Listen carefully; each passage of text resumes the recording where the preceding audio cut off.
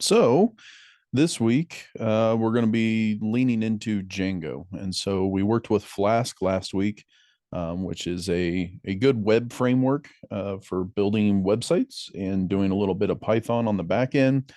And you'll notice as you went through mini project 3 that there was lots of moving parts and lots of little catches and gitches and all sorts of fun stuff trying to get through that mini project. So with Django, it is a little more organized as far as I like in my personal style.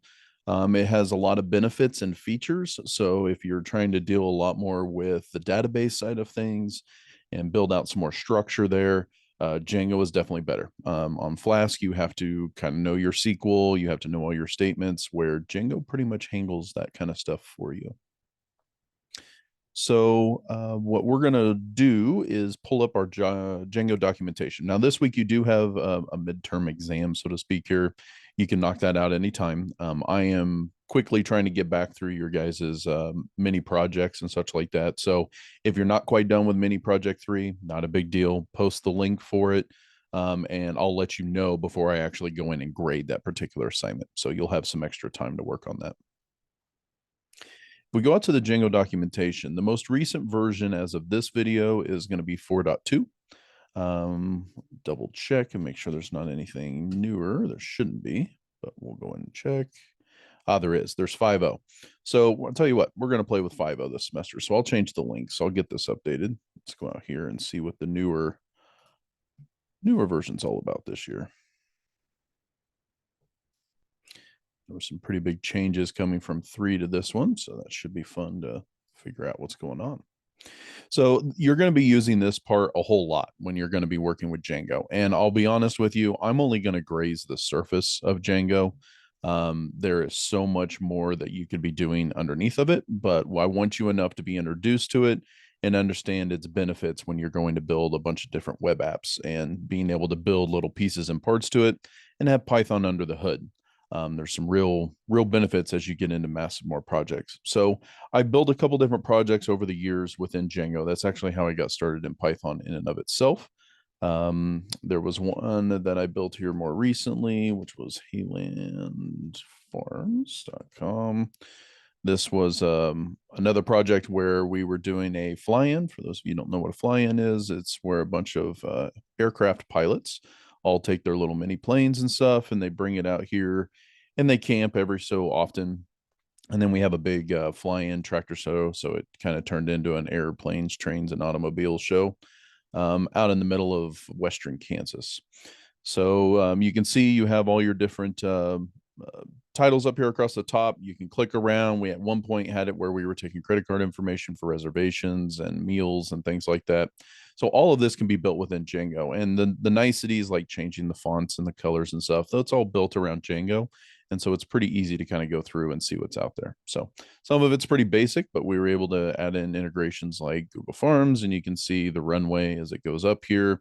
You can also see the secondary runway as it goes back this way. So the main runway is this one over here, and you got your secondary runway for this entire section of land. So really fun.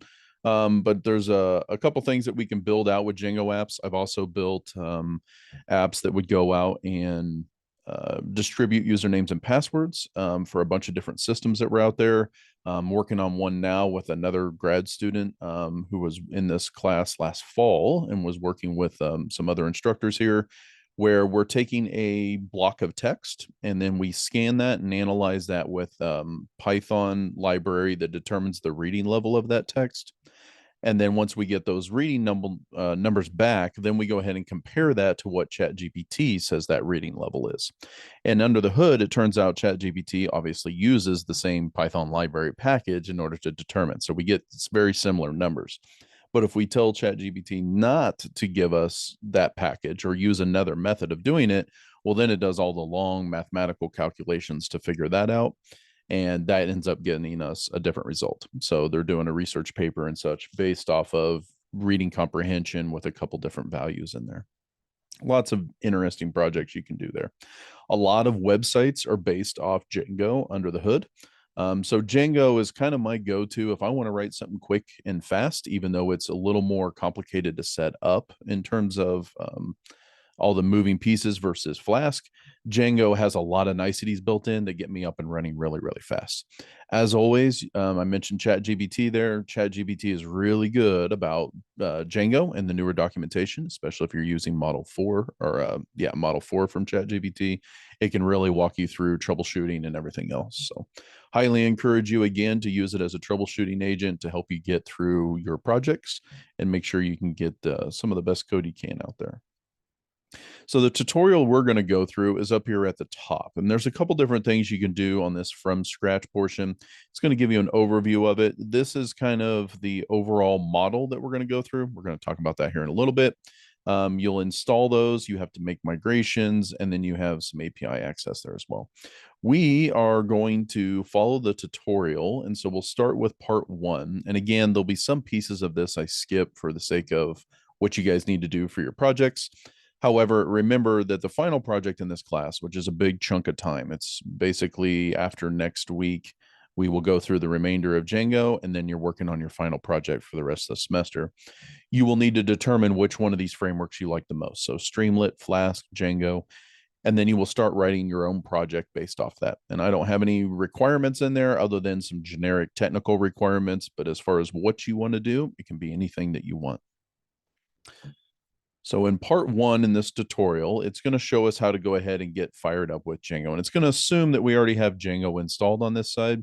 So if we were to go ahead and bring up our PyCharm, we could go ahead and do that. I'm going to go ahead and start this as mini project 4 because you're welcome to use the tutorial as a foundation for that. So if we come out here and go to our GitHub,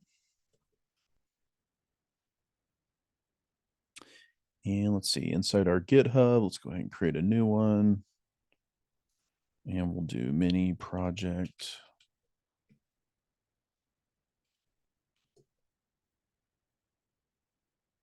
4. And we'll go Jason Zeller. And we'll do our public. We'll go ahead and add our README. Go ahead and get you an ignore template. Just get all these little pieces right off the bat. Python, leave our license, go ahead and create. And now that we have a link, we can go ahead and copy this. And in our PyCharm, we'll go ahead and grab that package. So we will go to File, Close Project, get from VCS, paste that in, and clone that. Now, if we do it this way, we pretty much have to go through the hand version of doing Django, meaning that we have to install the individual packages and get everything kind of set up. There is a nice way if we go up here to File and say New Project. You can also choose Django over here on the left, and you can tell it what version you ended up wanting to use, etc. down here. So if you do more settings, you could tell it the templates and everything it's going to pull in. This works, and you can even say create a Git repository, which is great right here off the bat. Just remember that the Git repository has a problem with the master branch versus the main branch. So at this point, until they get that fixed inside PyCharm, I recommend you just start out on GitHub and pull everything in on this side. Okay. So we've got our project up and running. We'll need to get Django installed. So we're going to go back one version from here to this Django installed section. We know we have Python installed, so we're good there. On the database side, we're just going to use the SQLite database that we've been using, like similar in Flask. So we don't really need to touch anything on that side. We'll need to get the official version of Django and get it installed. So if we click on this official release, and it's a very simple pip install. So we're just going to copy that command. Let's go back out here, go to our terminal. And we do not have our interpreter. So don't forget to set up your interpreter. Let's go to add new, add local, and new for this project. Hit OK. And I noticed that because I did not have the VNV in front of PS. So we'll definitely want to make sure we have that virtual environment. Now, sometimes when you're working with certain Python or Django packages, you may need to go back to an older version of Python. So running something like Python 3.12 may not be advantageous. You may have to roll back to Python 3.10 or something like that. in your active environment, simply because the modules may or may not be supported. In this case, we should be fine. So I'm gonna go ahead and close this terminal. You don't want to try to type it in yet because it's going to go back to your system. Open up a new terminal and notice we have our VNV. So we should be good to go. Let's go ahead and paste in our Django install. So let's go ahead and do that.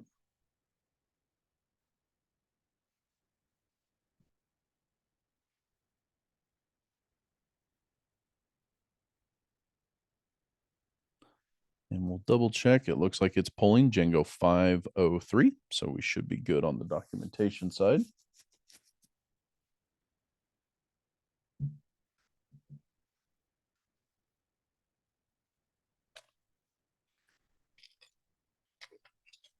Now, while you can use other databases for Flask, Django really has that baked in. So we can use databases like MySQL, Postgre, MongoDB. We can use all sorts of other backend databases. What's great is we don't have to learn the syntax for those. That Django acts as a middleman in between there. So we just code in Django, and then you can forklift out and put whatever database on the backside. You just have a connector that goes out to XYZ database. It has its own driver, so to speak, and it will handle the back end of that. All we have to do is code it one time for one system, and it will figure out how to talk to those other databases. So it looks like this is up in here. Let's go to Python packages and confirm that we have Django and we have 503. So everything looks good. And if we want to double check anything here, you could install the development version. We don't need that. This all looks good. So we can go back to our tutorial, back one more, and we're going to write our first app. So we can confirm which version we're running by running this command inside of our terminal. Again, it should tell us exactly what's going on. And we got 503. Great. Now, to get started within this, we need to start a project in here. So we're going to use this Django admin link here quite a bit. And so you'll see python.manage as an option. You'll also see this Django admin as a link that we'll want to use. So we're going to get started with this link here, and we're going to go ahead and call it my site just so we keep consistent with the tutorial. We'll hit enter. And what this is going to do is build out a directory structure over here on the left. So overall, our mini project for Jay Zeller is just what we called this project going on GitHub. And then underneath of that, we have a Django project, and that's based on this my site. And if I click the drop arrow, I can see the manage.py, which is a file we'll work with in order to do a bunch of administration stuff. And then we'll see this my site folder. And inside that my site folder, you're going to have all the individual files that will get it started for the Django project. So this init script is not really much that we mess with there. That's just initializing this project for Django. The ASGI is based on the web interface. When you guys go to deploy this, there'll be some changes you'll use in either ASGI or WSGI. And then you have the settings file. We'll do lots of changes in there. And then the overall URLs file going through there. And again, we're going to go through all these individual files. For now, let's go ahead and take that. We're going to go to our git ignore. Let's scroll down to the bottom, make sure that we uncomment our idea folder. And let's go ahead and go to git and commit this push. And we want to go to unversioned files, go ahead and add every single one of those in. That way we can get this pushed up. So let's commit and push. And in this initial commit, we're going to say initial project setup. We'll commit and push that.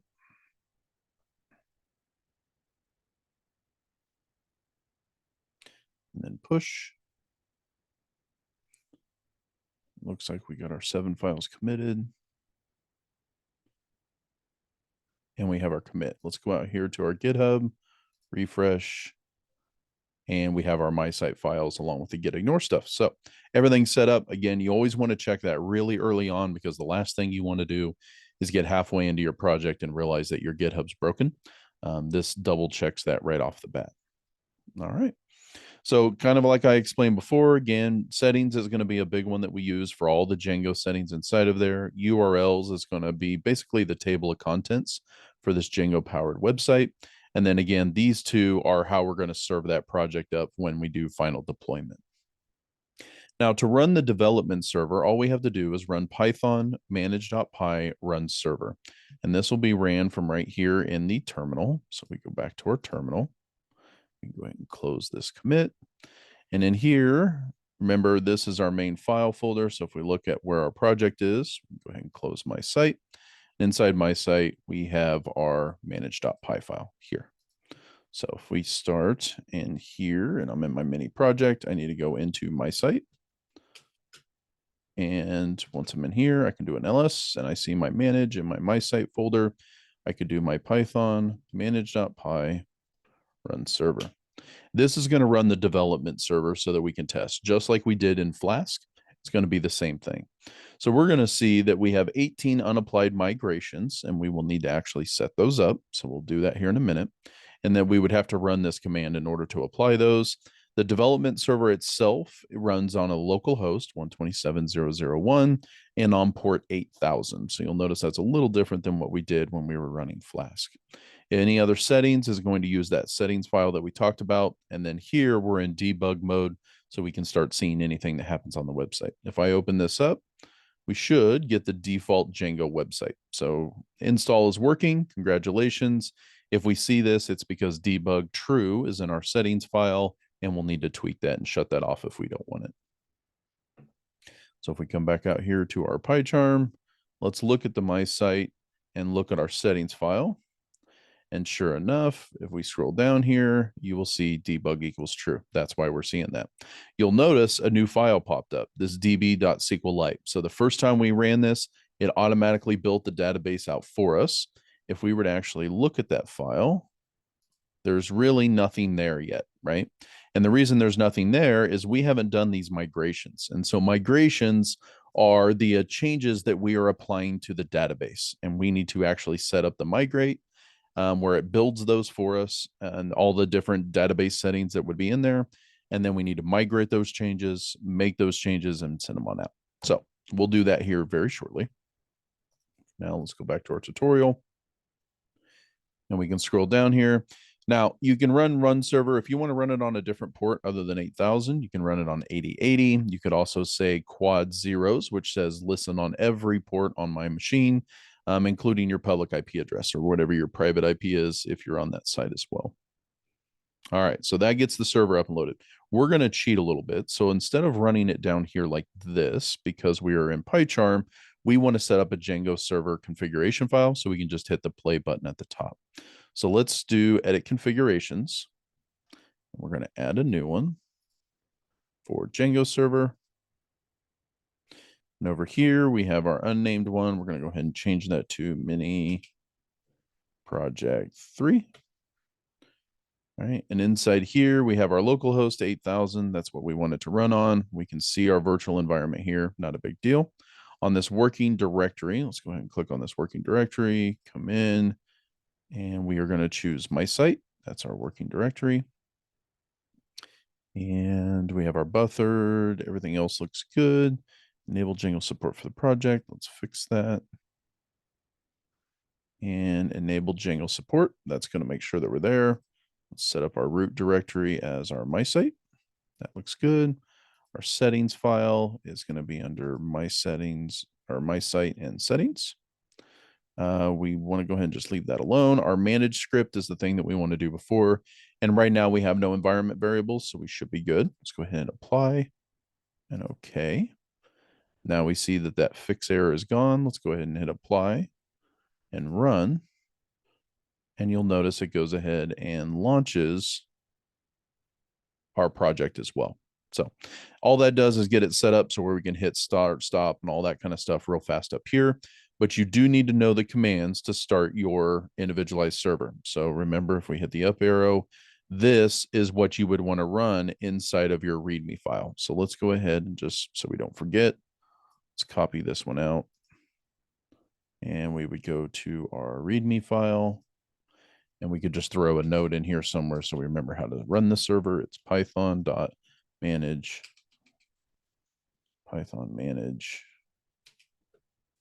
.py run server. And that is how to.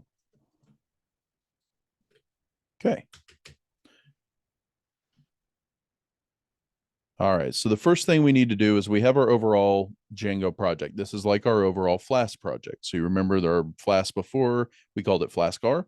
Now we have a Pulse, or now we have our Django project as a whole. We called it My Site. Now we need to set up an individualized app. And remember, these are both setups very similar, where you have multiple apps within the overall project. And the idea is that these apps should be self-contained. And an app itself is more of just a little web application like a blog or a database, public records, simple poll app like we're going to create. Where a project is a collection of a configuration for all of this, as well as apps for that website. All right. So usually an app can be used in multiple projects. It's meant to be reused over and over and over. So we're going to set up our polls. So we need to run this command here.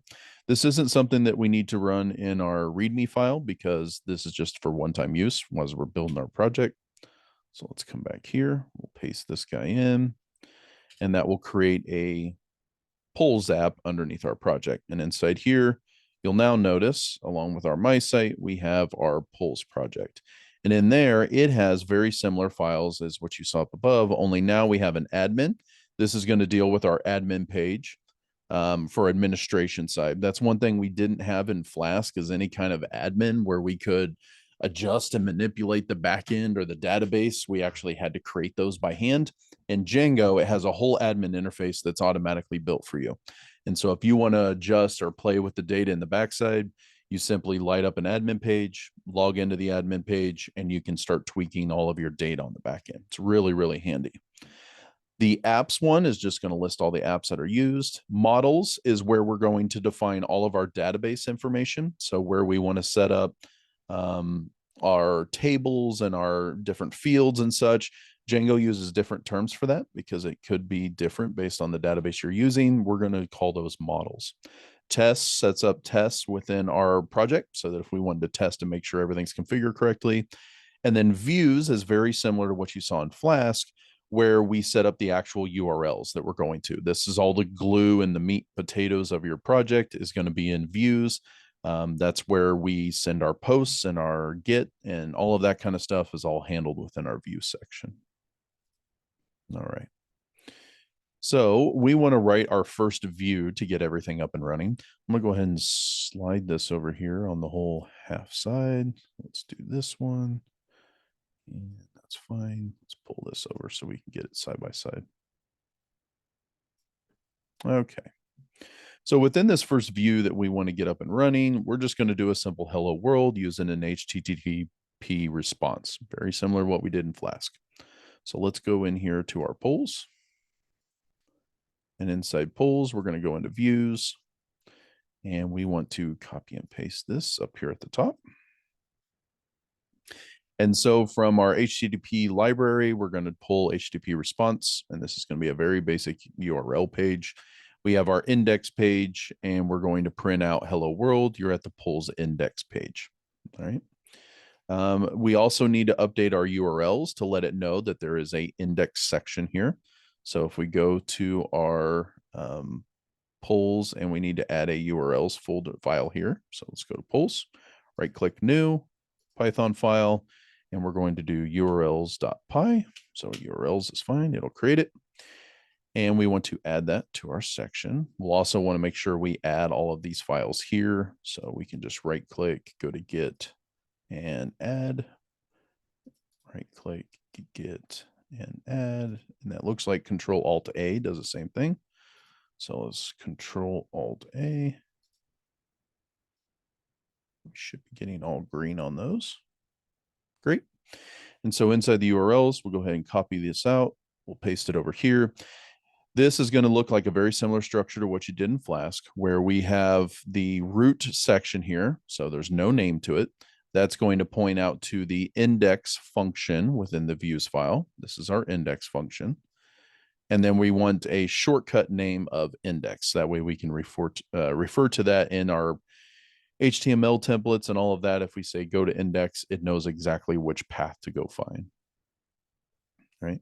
Since we created an individualized URLs file for polls, we need to let our overall project know about that one. So we're going to go into My Site and into that URLs directory. And you can see here, it already has the default for admin in there. We're going to always add stuff on top of that. So we're going to press enter to get a new one. And we're going to add our path polls. If I could type correctly here. Polls. And under polls, we are going to include our URL file there. And you can see how they want to auto do that for us because we already set it up. We can hit tab and it automatically pulls it up. Put a little comma at the end. Now notice we have a red squiggly line for include. We need to make sure we do some imports. So if you look over here on admin, we have path.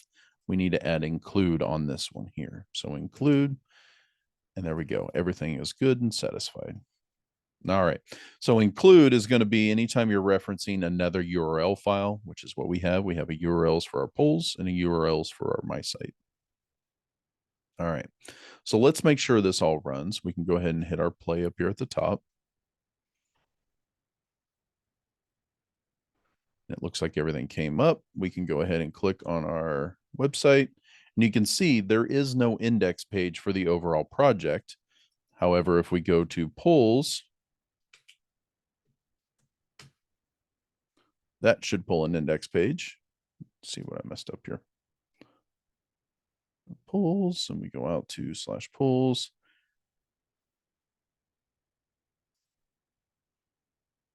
Let's see. Polls did not match any of these. Did I mess that up? Yes, I forgot my slash. There we go.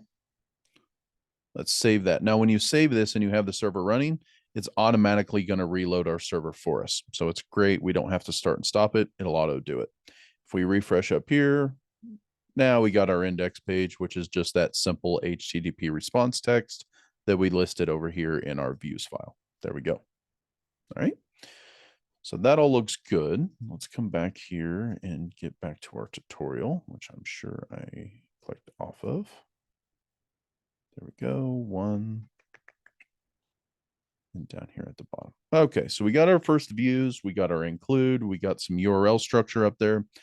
Path, like we mentioned before, inside of here is going to give us some structure on how we set that up. So it starts off with what route we want to go to.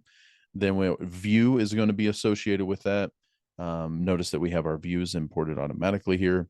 And then the name is just going to be a nice reference name for us to tag later. Okay. We are on to going to the next section here for part 2. All right, so now we need to set up our database. And if we come out here to our settings file, you're going to see if we scroll down, there is a database section right here. And by default, it's set to use the Django backend for SQLite. All right. There's some other text that we could use here for things like backends on Postgre and MySQL or even Oracle backend. There's a whole lot of other backends that you can add in there as well. And then the name that we're going to give that, for example, this is our DB SQLite 3. So if we close some of this stuff up over here, you will see that that's the file that we created here. Right. Under installed apps up here at the top, we need to make sure we add the new installed app that we were doing before. So we have a setting there where we need to add our apps, and we'll do that here in a little bit. For now, we have a time zone. And so let's go look at our time zone. I believe that's at the end. There we go. Time zone UTC. We could use UTC. We could also change this to your time zone if you wanted to. And that would make sure that the server time, when it's keeping its logs, are all accurate. This also helps for the time zone on the website itself. So say you have a widget that is for the time. By default, it's going to pull the time zone of the server that's running in there. A lot of people tend to like that at UTC. That way, if you were to, send your application over to somebody overseas or something like that, your time zone wouldn't be all messed up. They wouldn't have to come down here and scroll and change. They could just assume everything's based off UTC. All right. At the very top in this apps, you're going to see by default that we are adding our admin application that's built in by default. We have an authentication one by default, which is great. We don't have to build all the authentication stuff like we did in Flask. It has content types. Sessions is automatically built in. Messages, which is a system that allows us to send errors back and forth within the Django application. And then our static files are built in too. So it's really handy to have all this kind of pre-built in with Django itself. Now, what we need to do is some of these are wanting to build tables in the database. And right now, it can't do that because there's nothing in the database, right? It's just a blank empty file. So we're going to come out here to our terminal and we need to run the command migrate. So Python manage.py and migrate. And what that does is it builds what's little migration files. And you can see that being built out here. So now we, under our my site and under polls, we're going to see these migrations.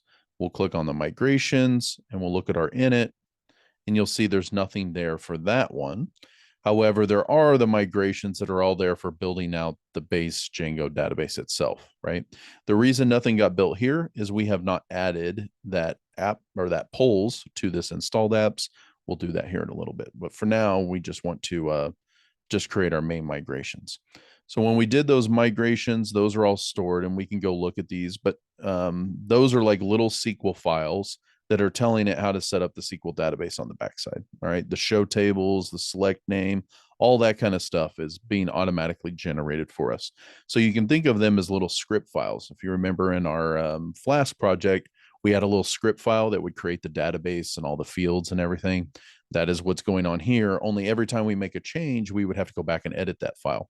Django will determine that there's a change that needs to be made, automatically write the script file.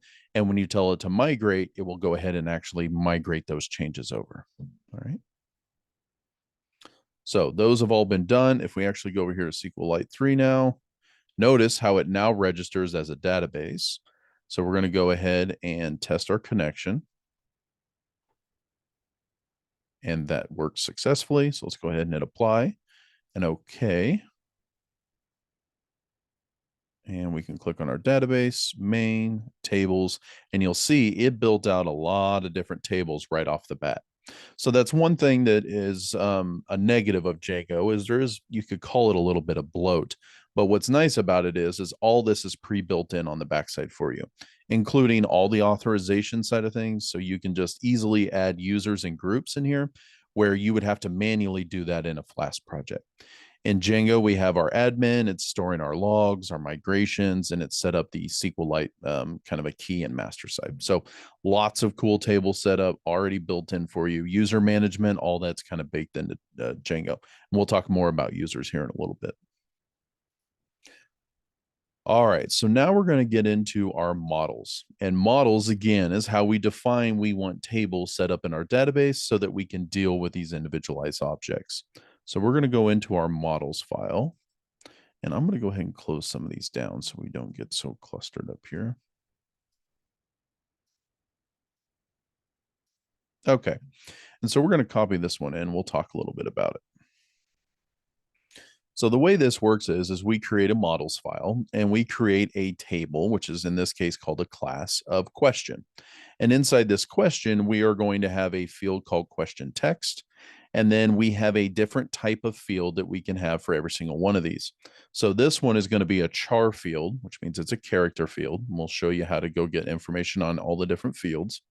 This one is now going to have a max length set to 200 characters. We can also have a date time field here, and we can show that as our date published. Okay. What's nice about this is this date time is automatically going to make sure that the formatting is set up as a date time field. We didn't have that functionality when we were doing this in Flask, right? We just had to store it and assume that that was going to be in the right format. Here, because we have a date time field set, when we use this in our templates or anything else, it goes, oh, you're a date time. I should give you a calendar widget in order for you to adjust this date time, things like that. So it's really cool to have those extra widgets built in here. With choice, we are going to do a question, aka a foreign key, back to this one here. And if we were to ever delete it, it would cascade. What that means is that we would delete everything associated with this one. So if I'm in my choice and I delete, or if I delete a question up above, and then you have all your choices for that question, right? If I delete the question, it's going to delete every choice that's associated with that question. So it's really slick to have that baked in. If you don't do that in a Flask project, or you would have to go in and delete that individually. Choice.text is another char field, and then an integer field starts with a default as 0. This again is looking specifically for numbers, so it would not allow something to come in there like letters, extra characters, etc. That would be a char field. And so we can see that, and there's a good explanation of what those all are. If we come over here to our Django's models here, let's right click and open in a new tab. This comes out to the documentation in the overall reference. And so you have a models instance reference. This is going to tell you how to create those, but it's also going to tell you all the ones that are available out there. So you can come in here. We're going to work with some of this ourselves on how to build this out. But there's tons of great documentation with Django. That's actually what turned me on the most to this particular style was when I was first working in Python. Their documentation is just awesome. It's really, really good to figure out what's in there. So if you go out here to model, and then we scroll down, you can see on the different models, here's your fields, and here's your field choices. So we can set that up. We'll do that here in a little bit. What I really wanted to do was show you all the different names or the types that you could use. Those are in here. Yeah, it's going to make you play with it. We'll come across it here in a little bit. I'm getting too far ahead of myself. All right, so we have our models here. On this side. And so now what we need to do is activate those models, AKA get them into the database. So to do that, we need to modify that installed apps that I was talking about before. So let's come up here to our settings file. And in the settings file, you'll notice we have polls.apps.pollsconfig. Okay, so we want to copy all of this into our installed apps, and it goes right at the top. Now, this is going to be a little bit different than if you go watch videos on something that's like Django 4. This is a little bit different style. So that's why I wanted to run there, is that's what you guys are going to see on your side. Normally, we would just have polls. We wouldn't have this whole config and everything like that. So this is kind of new setup for 5. If you are playing with a GPT-4 and having it help you with how to build this stuff, make sure you tell it what Django version you're using, because otherwise it's going to use the wrong syntax and formats. So tell it, I'm using Django version 5.0.3, and then from there on, it'll start pulling from the right syntax. Okay. So now that that worked, we need to make the migrations for our individualized app here. Okay. So if we come back here, you'll notice before we did make migrations, or we actually just did a migrate because they're already baked in. Make migrations is going to make those files. So make migrations. And if you specify a particular app, it's only going to use it for that app. So if we say polls, we hit enter. And that created one file migration that is this initial one. And that creates a model of question and a model of choice. If we go into that file, which is this little Python file that came up under migrations, you will see that it's actually building out a create model and sending this information out. If we were to save this out, it would end up being a SQL file. So what this does is have it come in, it imports all the migrations on how to do this stuff, and it would dump it into the SQL database. So now that we've created those, we need to actually migrate those, right? And if you want to, again, see how that SQL migration would work, you can type that in here. So Python manage.py SQL migrate polls, not polls 001. And that will give you the SQL syntax of what it would look like coming out there. Did I mess that up? Yeah, I'm supposed to have 4 zeros. There we go. There you go. And you would have your create table here. Here's your IDs, primary, col, auto increment, everything that you would have had in your Flask. That is what it looks like here. So you're telling it to build it out for SQL, it would do that. You don't have to do this part here. Again, SQL is going to handle, or Django is going to handle everything for you. That's what this whole migration file is for. This just shows you what it would look like if you wanted it built out for SQL. All right. So that all looks great. It's going to tell us all the IDs and everything we need. Now that we made the migrations, we actually have to migrate them or update the database. So if we go up here and go to migrate, it's going to scan the folder for any migrations that it hasn't applied, and it found them.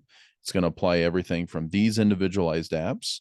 And the one now is polls. And now it's going to run the migration for polls and add that in. We go back to our Django database and we refresh the screen, you'll notice that polls choice and polls question popped up. If we go to polls choice, you can see our text of ID, choice text, and votes, along with the foreign key back to our question ID, which is this one here, and it has the ID, the question text, and pub date. So that is a lot easier to do than having to write out all your tables and everything in SQL like we did in Flask. We just use this models version that's out here. You just write it in this format. And the more specific you are on picking this particular field type, the more restrictions it will put on it in a good way. It will make sure that you automatically have those there. All right. Anybody have any questions so far?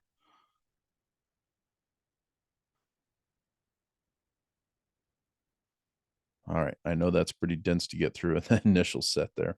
So we're going to get through the rest of this particular section. There is an API that you can play with, and this can be very handy for retrieving quick information out.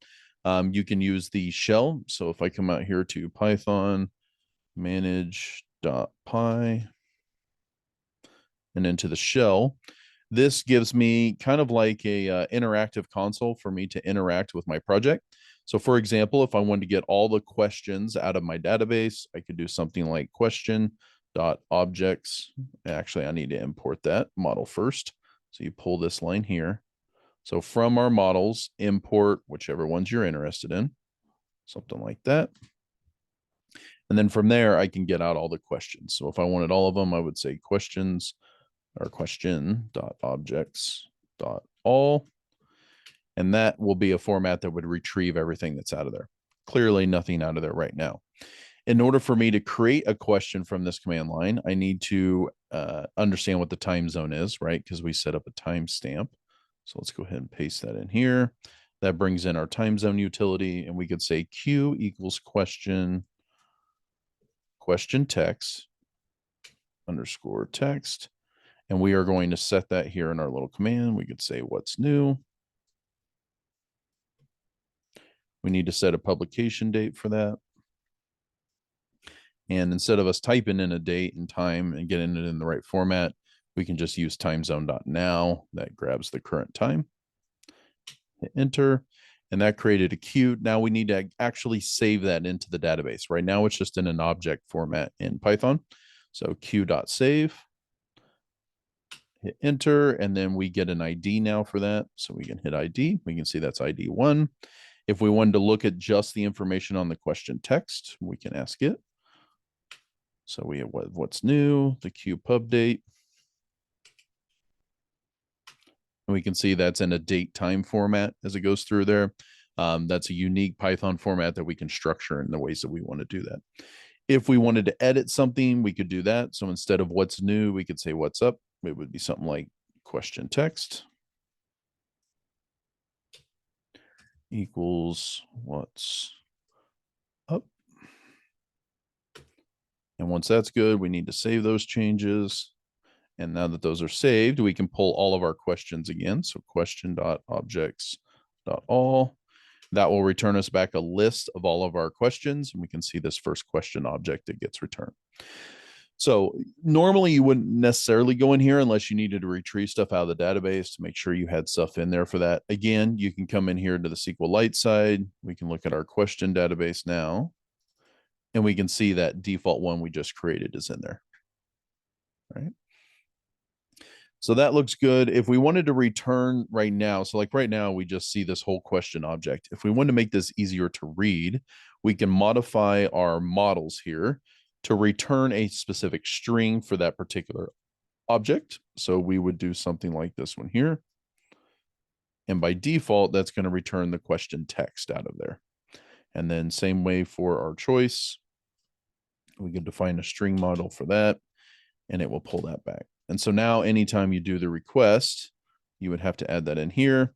In our models, we could also add in our publication date. So right now we're asking it for this date time, right? Instead of that, what we could do is force it to automatically do our publication. So if it wants a published recently, this is kind of a custom method that if we call it, it's automatically going to grab that for us. So if we grab this part and stick that underneath of our string return, you would see that it's anytime we called was published recently, it's going to return self pub date, this up here, to be our time zone and our current time minus the day, so that it's the current time zone. This is actually a lookup for us to pull anything that was published within the last day. We obviously need to import our time zone at the top in order for this functionality to work. So whoops, let's do this, where we got our utils for time zone, and we also need to import our date time so we can actually pull in the current date time. What that allows us to do is if we come back here from the command line, we could say, pull all the ones that are filtered by ID 1, and it pulls that. You could also filter with a question text that starts with what. You could also say the pub date is within the current year and all these other use cases. Those are all drop-down options that we can build into our project later on. So that all worked really well. Let's go ahead and save that.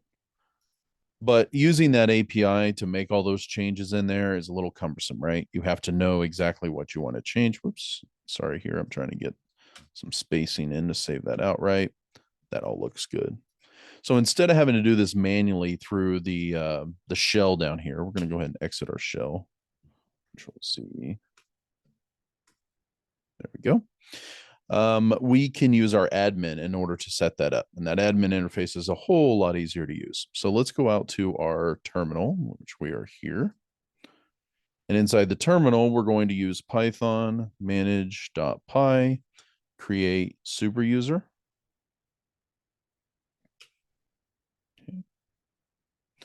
And then we need to give it a URL or a name. So for now, we're just going to use admin for the username, email address, just throw whatever in here. And then our password, let's go ahead and just use password for now. Now, it's going to say it's too common, warning you that that's a very, not secure password. That's fine for the purpose of what we're doing here. Let's go ahead and hit yes for Y. And that will go ahead and create our super user. Now, the benefit of that is we can use that super user to log into our website. So let's go ahead and start our website. Let's stop this and let's start this over again. And we go out to our website. And again, this should fail because right now we only have polls or admin. We go out here and do a /admin. And we can see that we have a Django administration login. And so from here, we can go admin, type in password. And sure enough, we have this whole admin authentication group. So right now I can add users to my system. I can set up groups for all of that. But what I can't do is edit my polls that we talked about before. So we need to make some changes on our admin side in order to edit those polls so we can do that from the back end and not have to do it through the API. So if we come in here, it's going to talk to us a little bit about that. To set up our polls, what we need to do is go under our polls, and we have this admin file. Let's set that up. We're going to copy in this text here. Oops, let's cover all that. And so we are pulling in our admin functionality. From our models, we want to pull in the question one. So we're not modifying the choices. We're just modifying question at this point. And then we need to register this one with us. So if we do admin.site.register question, what that does is allow us to edit that over here on the side. So we save that and we will see our server is restarting. Great. Let's go back over here and we refresh. And now we have our polls section down below.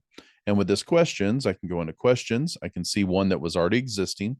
Notice that it returned what's up because in our model, we had it use the string of the question text. That's why it's listing that here. If I click on that one, I can modify the date that it was published and everything in between here. I can also add more. So I could save and add another. That brings me up to create my own entry. And then I can grab today's date and today's time, save. And now I have 2 entries inside here of different questions. So this admin is a whole lot easier way of managing the Django side of things. It's really, really slick. Super easy. If you want it to be able to be modified from the admin, you come in here to the admin side and edit it. So if I wanted choice in here as well, I would say choice. I need to register each one of those separately within the system. So I come down here and add choice. I can save that. That's going to restart the server. I'm over here and we refresh. And now I have choices as an option. And if I want to add a choice, I have to use a drop down. Remember, this is a foreign key back to a question, right? So because we set that up as a foreign key in our models right here, we just have to simply drop down and it does a search for all the different questions that are there so we can associate it with that. So I say, what's up? And we go to choice text and we can say, feeling great. And we could have a vote on this. Right now, we're not going to have any votes. We're just going to hit save. And then later on, when we set up our voting system, if they choose the feeling great, it's going to auto increment that vote for that particular section. So it's pretty cool that we can see everything all in once. If we click on view selected question, you're going to see the selected question in here. So it's really, really cool where we can see those. What would be even nice, and I'm see if it does it automatically here. There we go. So we can change our history on these. So if we come out and we look at our questions, I'm going to full screen this here and we click on our what's up. We can see what this is here. If we click on history, we can get a change of who changed what as it went through the system. So it's really good. This is that log portion that we saw in our database.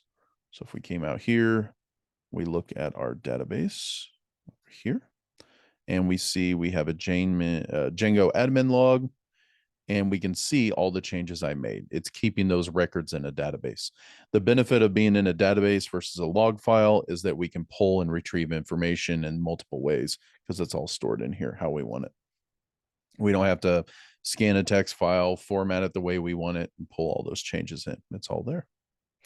You'll also remember in that Django admin, right? So let's pull back up that page, that if I wanted to go to a question and I pull up this one we created, see how I had a calendar widget for these two? And the reason I have a calendar widget and a time, like a clock time for these here, is because I set that in the model as a date time. And so when the Django admin interface sees that, it automatically creates a nice calendar widget so you can grab date and times and pull those through. You don't have to format this the right way. You use a nice little selector. Same thing will happen on your website. So if we had that set up there, you click on it, it would automatically give you that kind of widget to pull that through. So there's lots and lots of automation set up within Django. All right, that gets us through our first day and the first two here. When we start in here next week, we'll jump into part 3 and get you up to speed on the rest of Django. I'll end this recording here.